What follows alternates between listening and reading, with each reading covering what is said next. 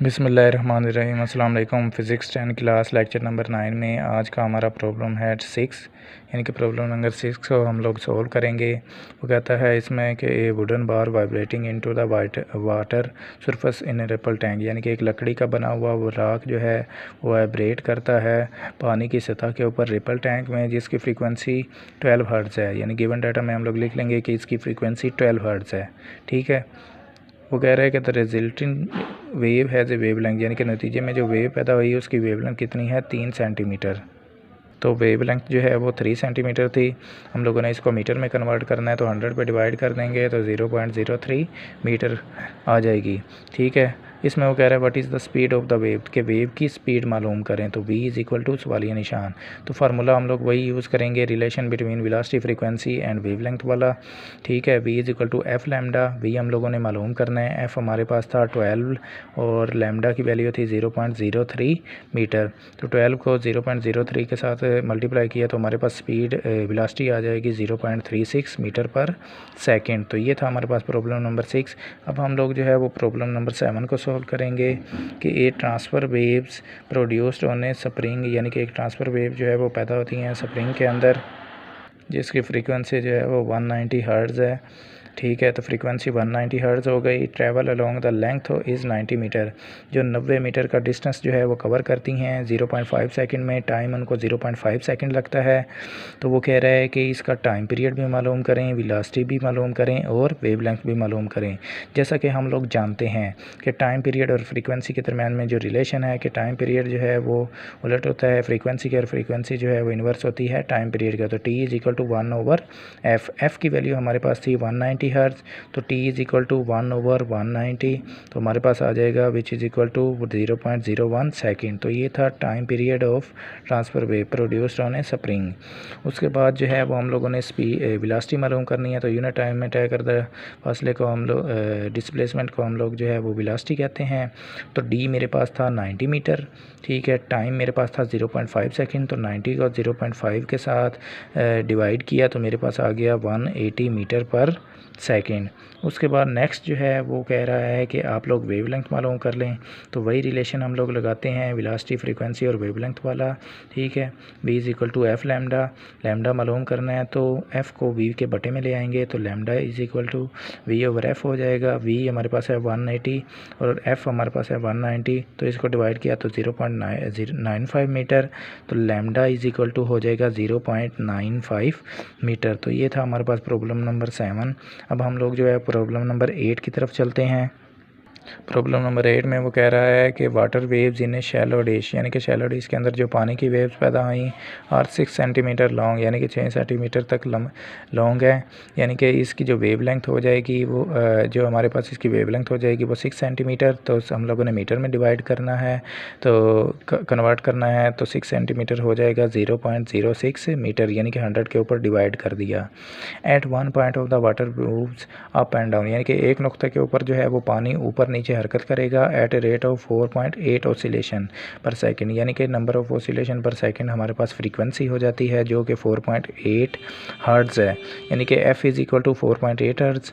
तो इसमें वो कह रहा है कि आप लोग जो है वो एक तो स्पीड मालूम करें, दूसरा टाइम पीरियड मालूम करें। तो हम लोगों ने इसके अंदर जो है सबसे पहले टाइम पीरियड मालूम करना है। टाइम पीरियड का फ्रीक्वेंसी के साथ जो रिलेशन था वो हम लोगों ने पहले भी कई दफ़ा इस चैप्टर में पढ़ा है कि t is equal to 1/f या फिर f is equal to 1/t।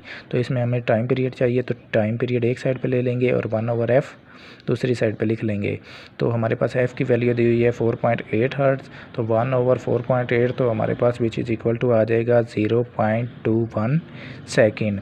अब नेक्स्ट जो है वो हम लोगों ने इसकी वेलोसिटी मालूम करनी है, तो यूनिट टाइम में तय करदा डिस्प्लेसमेंट को बल्कि वो वाला फार्मूला रहने दें, आप लोग इसमें लगाएं कि v is equal to F lambda, यानी कि वेलोसिटी फ्रीक्वेंसी और वेवलेंथ वाला रिलेशन जो हम लोग पीछे भी यूज़ करते आ रहे हैं।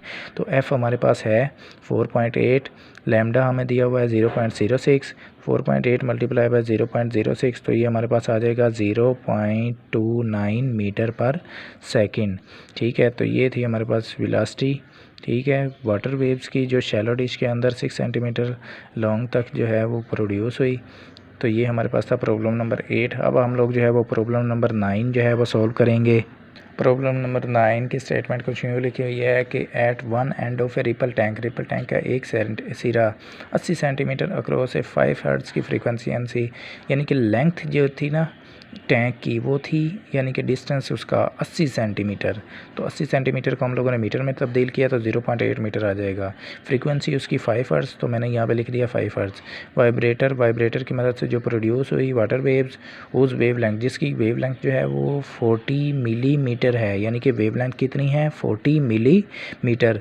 मिली 10⁻³ तो 40 को हम लोग 1000 पे डिवाइड करेंगे तो 0.04 मीटर आ जाएगी। इसमें वो कह रहा है कि आप लोग टाइम मालूम करें।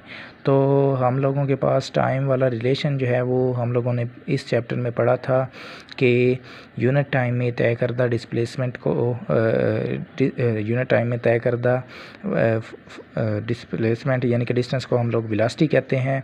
तो इसमें तो हमारे पास ये वेलोसिटी जो है वो है ही नहीं। तो सबसे पहले जो है वो हम लोग वेलोसिटी को फाइंड आउट करेंगे उसी रिलेशन के साथ, वेलोसिटी फ्रीक्वेंसी और वेवलेंथ वाले। v = f लैम्डा, v मालूम करना है, f हमारे पास 5 है और लैम्डा हमारे पास है 0.04। तो f को 0.04 के साथ मल्टीप्लाई किया तो हमारे पास 0.2 मीटर पर सेकंड इसकी वेलोसिटी आ गई।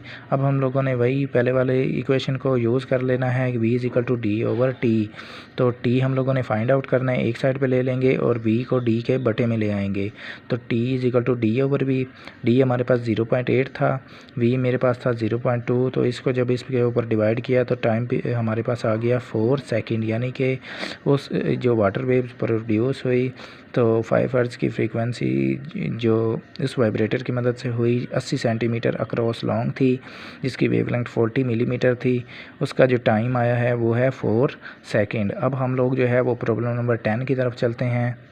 प्रॉब्लम नंबर 10 की स्टेटमेंट लिखी हुई है कि what is the wavelength of the radio waves. Radio waves की वेवलेंथ क्या होगी, यानी कि हम लोगों ने इसकी वेवलेंथ मालूम करनी है। Transmitted by FM station at 90 megahertz, जिसकी फ्रीक्वेंसी जो है वो 90 मेगाहर्ट्ज़ है, ठीक है। वेयर 1 मेगा = 10⁻⁶, यानी कि 1 मेगा इक्वल होता है 10⁻⁶ के, ठीक है। Speed of the radio waves जो है वो हमें दी हुई है 3 × 10⁸ मीटर पर सेकेंड, यानी कि गिवन डाटा में एक हमें फ्रीक्वेंसी दी हुई है, एक स्पीड दी हुई है c और दूसरा वेवलेंथ दी हुई है। वेवलेंथ हम लोगों ने मालूम करनी है, तो हम लोग वही रिलेशन यूज़ करेंगे, v = f लैम्डा।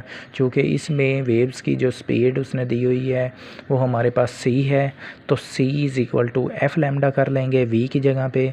तो c की वैल्यू है 3 × 10⁸, तो यहाँ पे 3 × 10⁸ लिख लेंगे, ठीक है। f की जगह पे 90, ठीक है, मेगा 10⁻⁶ और साथ में मल्टीप्लाई बाय लैम्डा।